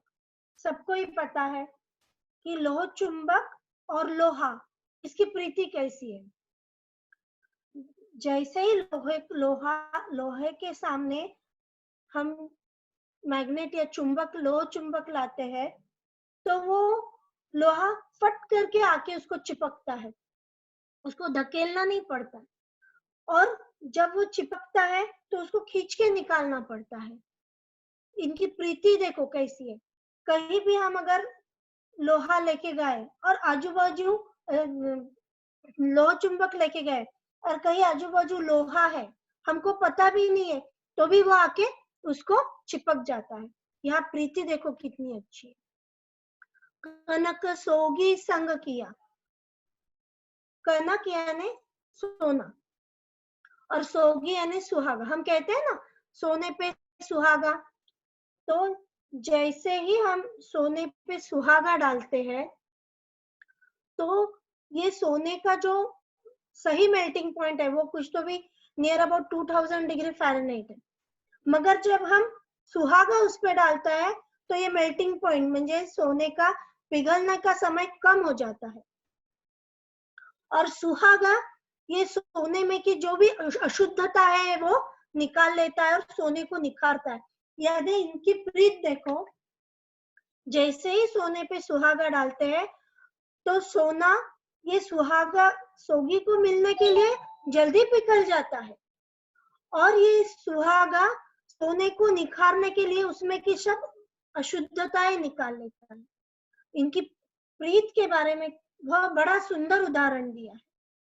अभी देखो ऐसे ही आगे, पैज मिलवा एक, ये हमारा रोज का उदाहरण है। दूध और जल हम जब एक कर लेते हैं तो हम उनको अलग नहीं कर सकते। दूध और पानी हम अलग दिखते भी नहीं, कर भी नहीं सकते। जब हम ये दूध हम गैस पे रखते हैं, नीचे से आग लगाते हैं, गैस लगाते हैं, तो फिर ये दोनों की दोस्ती इतनी अच्छी है कि जल बोलता है कि मैं पहले जल जाऊंगा। तो पानी जलता है, पानी जलता है, जलते जलते वो पानी जब खत्म हो जाता है तब दूध उसके विरह में वो भी उफनू आता है और वो बोलता मैं भी जल जाऊंगा। और जब ऐसे उफनते दूध में 2-3 बूंद पानी डाल दिया तो वो वापस शांत होता है कि मुझे मेरा दोस्त वापस मिल गया। आगे देखिए, अमल आसक दिल दे। अमल यानी अम्लीय पदार्थ, जैसे चरस है, गांजा है, दारू, तंबाकू और अम्लीय पदार्थ लेने वाला, इन दोनों में इतनी प्रीति रहती है कि वो अम्लीय पदार्थ लेने वाले आदमी को इन पदार्थों के सामने अपने बीवी, बच्चे, सगे सौरे, धंधा कुछ भी नहीं दिखता। वो उसमें इतना आसक्त हो जाता है कि वो अपने शरीर को भी नहीं देखता है। उसको ये पता है कि मैं ये खाऊंगा पीऊंगा तो मुझे कैंसर होगा, लिवर सिरोसिस होगा और मेरी मृत्यु होगी, मगर उसकी आसक्ति के कारण वो उसको छोड़ नहीं सकता। उसको अगर ये चीजें नहीं मिली तो उसके शरीर में वेदनाएं होती है और उसको मृत्यु भी आती है। तो आगे देखिए, बासक सुन हेतराग। अभी देखो आपको आगे चित्र में दिख रहा है, बासक सुन हेतराग, सर्प को, बासक यानी सर्प को राग से बहुत प्रीति रहती है, वो ध्वनि से बहुत प्रीति रहती है। अभी ये आपको सामने स्क्रीन पे दिख रहा है, ये जो सर्प रहते हैं ये नीचे जो घर है उनमें जाके बैठते हैं। ये रियली चींटियों का घर रहता, मगर चींटियां वो घर छोड़ के चली जाती है, तब सर्प जाके उसमें बैठते हैं। तो ये जो सपेरे रहते हैं जिनको सर्प पकड़ना रहता, वो ये घर के सामने जाके वो राग गाते हैं। जब वो राग गाते हैं अपनी पुंगी से, तब ये सर्प वो घर में से बाहर आते हैं और बाहर आके वो सपेरे के सामने वो पुंगी जैसे हिलती है वैसे हिलते हैं। जबकि ये सपेरे, सांप को पता है कि ये सपेरा मुझे पकड़ के लेके जाएगा, मगर उसकी प्रीति वो राग से इतनी है कि वो खुद को रोक नहीं पाता और वो बाहर आता है। घृत दर्द पर जावे, घृत यानी घी, दर्द यानी रोग।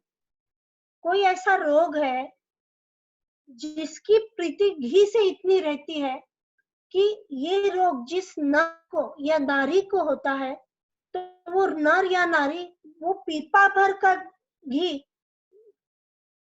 घटक में पी लेते हैं, जल्दी जल्दी पी लेते हैं, और वो रोग की दवाई घी है। म्हणजे वो रोग की प्रीति वो घी से इतनी है, यहाँ हमको बताना चाहते हैं। विषरुत मेरी जान सूद जाबक बिसरावे, ऋतुमती स्त्री अपनी सुध-बुध खो जाती है। आगे देखिए, ऐसा चितवन चाहिए साहेब सुदिन रात, जब माने सुख राम कहे हर जन की हर बात। देखो गुरु महाराज हमको क्या बताते हैं कि हमको साहिब से, परमात्मा से ऐसा चित्त मन चाहिए, ऐसा चित्त हमने परमात्मा से धरना चाहिए। जैसे अभी हमको उदाहरण दिए, हमको कौन से उदाहरण दिए गुरु महाराज ने? लोह चुंबक और लोहा, कनक और सोगी, दूध और जल, अम्लीय पदार्थ लेने वाला और अम्लीय पदार्थ। ऐसे हमको 5-6 उदाहरण दिए गुरु महाराज ने। अगर हम उनकी जैसी प्रीति है, वैसे ही प्रीति हम साहिब से अगर दिन रात रखते हैं तो गुरु महाराज कहते हैं कि परमात्मा हमारी हर बात मानेगा, वो हमको परम पद तो देगा ही, मगर हमको यह भी सुख देगा। पर हमने वैसी प्रीति करनी चाहिए। अभी तुम परमात्मा से प्रीति कर रहे हो, प्रेम भाव मन लगाकर स्मरण कर रहे हो, तो परमात्मा को तुमको ये देना ही है। परमात्मा परमात्मा तैयार है देने के लिए। परमात्मा कहता है मैं तैयार हूँ, पर तुम लेने के लिए आओ। तो हमको परमात्मा हमारी हर बात मानता है, अगर हमने ऐसा चितवन दिया तो। परमात्मा को हमने निमक ही नहीं भूलना चाहिए। आगे देखिए, औरत हेत भरतार मीन जड़ प्रीत पिछाणो, अलिचित बासा पेफ जोक दर्द पर आणो, शशि चकोर हेत जान राग में मृग बुलाया, पारे वे नेह नार पतंग दीपक गह गाया, ऐसा चित मन चाहिए साहेब सुन जीव, जब माने सुख राम कहे हर जन की हर पीव। धन्य हो, बहुत अच्छा, जोरदार। गुरु महाराज हमको प्रीति में हमको ऐसे उदाहरण देते हैं कि प्रीति में वो अपनी जान तक दे देते हैं। परमात्मा से हमको कैसी प्रीति करनी है और कितने कंसंट्रेशन से करनी है, ये उदाहरण देखो। औरत हेत भरतार, पत्नी अपने पति से इतना स्नेह करती है, इतना प्यार करती है कि वो दूसरे पुरुष के बारे में तनिक भी नहीं सोचती, और इसके कारण उसमें पतिव्रता का सत्व उसमें आता है। और जब उसके पति का शरीर छूटता है तो वो पति के बिना नहीं रह सकती, इसलिए वो पति के शव के साथ चीता पर सती जाती है। मगर जब चीता को आग देते हैं तब उसमें ये सत्व आने के कारण उसको वो अग्नि का दाह नहीं होता है। वो पत्नी अपने पति के लिए अपने जान दे देती है। आगे देखिए, मीन जड़ प्रीत पिछाणो, मीन यानी मछली। हमको सभी को मालूम है, जल में से अगर हम मछली निकालते हैं तो वो कुछ सेकंड, कुछ मिनटों में तड़प तड़प कर जान देती है। उसकी जल से इतनी प्रीति है। अलिचित बासा पे, अभी देखो इसमें भंवरा और फूलों की प्रीति बताइए। भंवरे फूलों पे बैठते हैं, उनको फूलों की सुगंध इतनी प्रीति है कि वो फूलों पे बैठ के वो सुगंध लेते हैं। और जब शाम को फूलों की पंखुड़ियां बंद हो जाती है तब वो उसमें से उड़ जाना पसंद नहीं करते, उसमें ही बैठ के सुगंध लेते हैं। और ये फूल एक तो माली तोड़ लेता है या फिर कोई प्राणी खा लेता है और वो मर जाता है।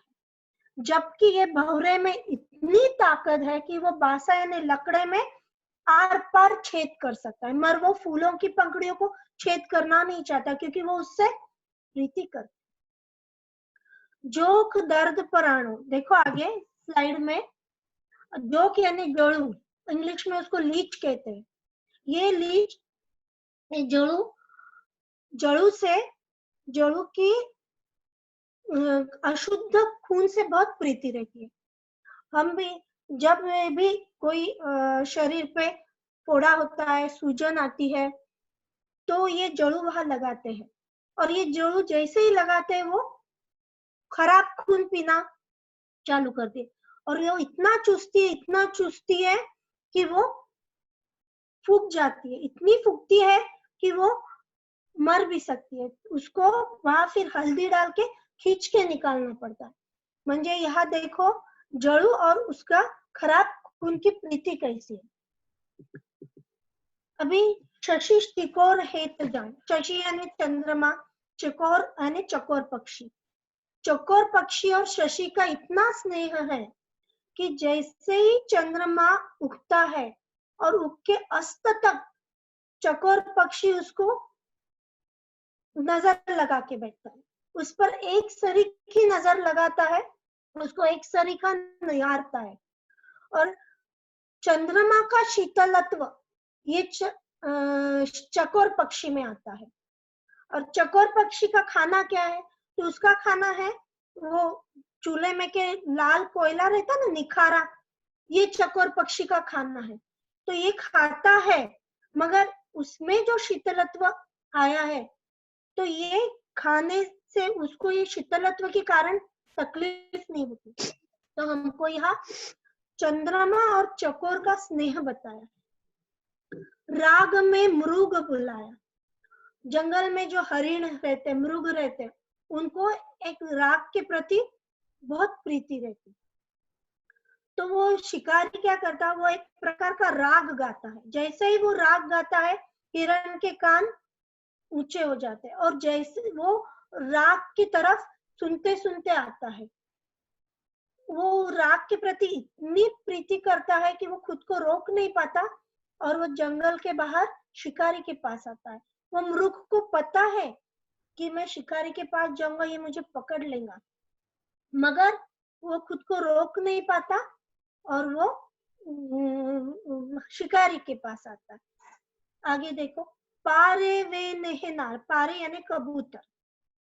कबूतर और कबूतरीन का इतना नहीं रहता है, इतना स्नेह रहता है कि ये कबूतर को हमने अगर 15-20 किलोमीटर दूर लेके गए और वहां हमने उसको छोड़ दिया, तो वो बिना रुके उड़ते उड़ते उसके कबूतरीन के पास आता है।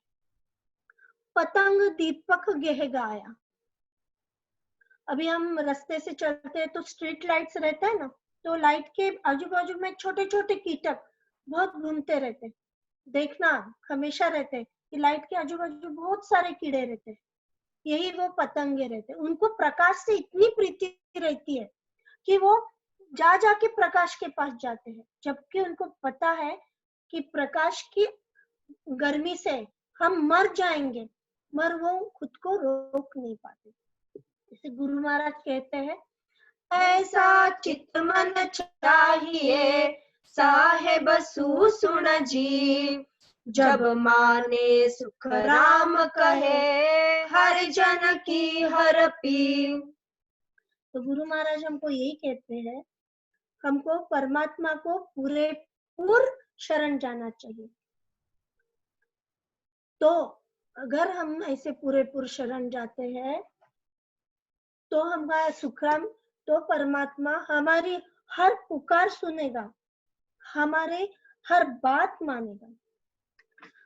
हमने हमारा ये सोचना है कि मेरे आत्मा का पिया परमात्मा है, और जब हम वह रचमच दिन रात वो हम परमात्मा की भक्ति करेगा, हम उसको निमक ही नहीं भूलेंगे, तो परमात्मा हमको उसके पास जरूर लेके जाएगा और हमको परम पद में देगा। अभी मेरे ख्याल से समय की सीमा को देखकर हम विषय को यही विराम देते हैं। और मुझे यहाँ आज सत्संग करने का अवसर दिया गया, इसलिए मैं राम साहब दिल्ली का आभार मानना चाहती हूँ, और भगवत भाई साहब, श्रीनिवासन जी और पारिक साहब को विशेष आभार मानना चाहती हूँ, और शानू भाऊ का भी आभार मानना चाहती हूँ कि उन्होंने मुझे प्रेरणा दी। और राम राम सर। राम राम। बहुत ही सुंदर सत्संग रहा, बहुत अच्छा रहा।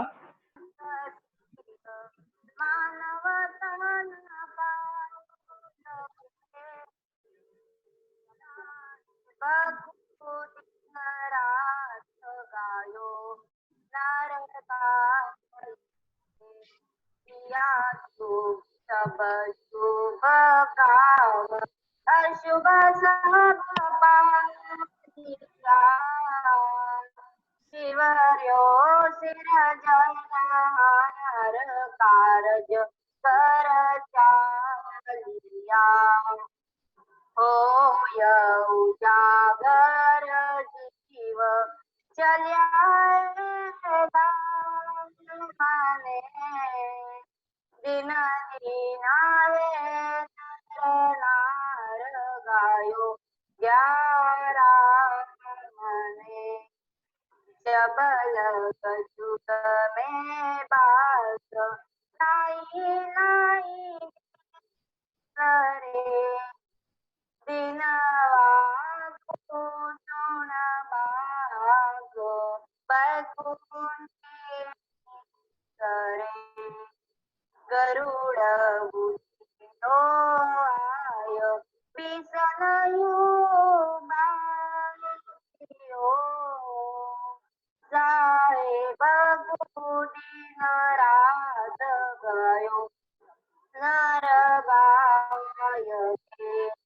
दिन द्वादश जोय हरिजस गाय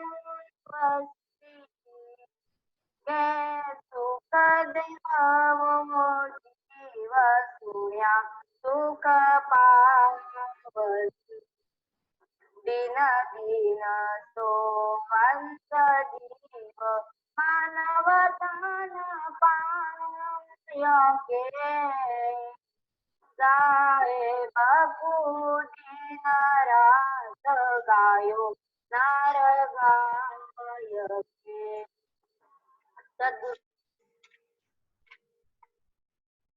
फरज हमारी प्रभु जी सुन जो अरज हमारी, सुन जो अरज हमारी प्रभु जी सुन जो अरज हमारी।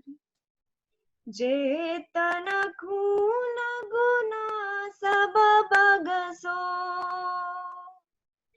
जेतन खून गुना सब बगसो राखो शरण तुम्हारी हो प्रभु जी सुन जो अरज हमारी, सुन जो अरज हमारी प्रभु जी सुन जो अरज हमारी। तुम प्रतिपाल उदाहरण स्वामी मैं हूँ कर्म बिलासी, तुम प्रतिपाल उदाहरण स्वामी मैं हूँ कर्म बिलासी। अब तो शरण तुम्हारी आयो, अब तो शरण तुम्हारी आयो काटो जम की फाय हो प्रभु जी सुन जो अरज हमारी, सुन जो अरज हमारी प्रभु जी सुन जो अरज हमारी। मैं तुझ बीड़ दाई सोहर सुनियो अजमेल सातारिया, मैं तुझ बीड़ दाई सोहर सुनियो अजमेल सातारिया। गिन का तेरी बिकरा माही,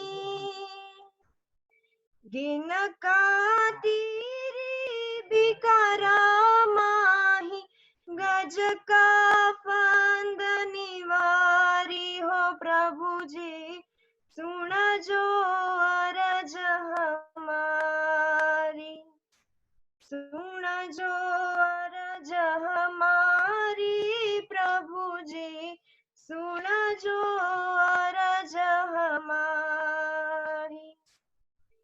मैं तुच्छ जीव बुध बुधयो स्वामी क्या करणियो करसी, मैं तुच्छ जीव बुध बुधयो स्वामी क्या करणियो करसी।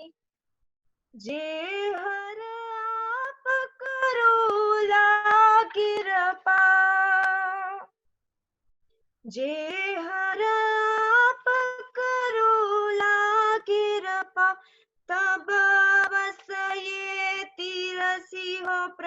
जी सुन जो अरज हमारी, सुन जो अरज हमारी, प्रभु जी सुन जो अरज हमारी।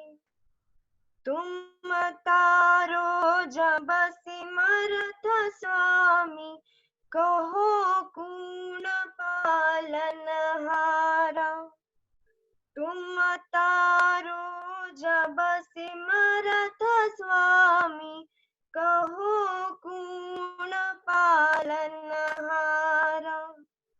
चवदाती न भवन लोक मिले, चवदा भवन लोक मिलतीनु, सबले आप पसारा हो। प्रभु जी सुन जो अरज हमारी, सुन जो अरज हमारी, प्रभु जी सुन जो अरज हमारी। ज्ञान ध्यान करनी और क्रिया, मोह से सजे न काई। ज्ञान ध्यान करनी और क्रिया, मोह से सजे न काई। कह सुख राम मिल्या धर्माही, कह सुख राम मिल्या घर माही, किया करम नहीं जाइयो। प्रभु जी सुन जो अरज हमारी, सुन जो अरज हमारी, प्रभु जी सुन जो अरज हमारी। आदि सद्गुरु सर्वात्माओं के तीन लोक फिर हम सब देखा, गुरु बिन दो जख जाता वे। सतगुरु सा कोई सैन न देखा, जम सरी साबेरी पाल्या। दान भक्ति पद दिया वे, विष की गागर फोड़ जडारी। कूप मीरस पाया वे, सतगुरु सा कोई सैन न देखा। ना कोई न समदाता वे, गूंगे को मुझ मुख बोलायो। नैन अनंत खुल आया वे, पंगे को गुरु पावज दिया। हर कर बहुत बनाया वे, सतगुरु सा कोई सैन न देखा। ना कोई न समदाता वे, मेटी रैण तिमिर सब भांग्या। उदय सूर घट किया वे, कह सुख राम विरम का चेरा।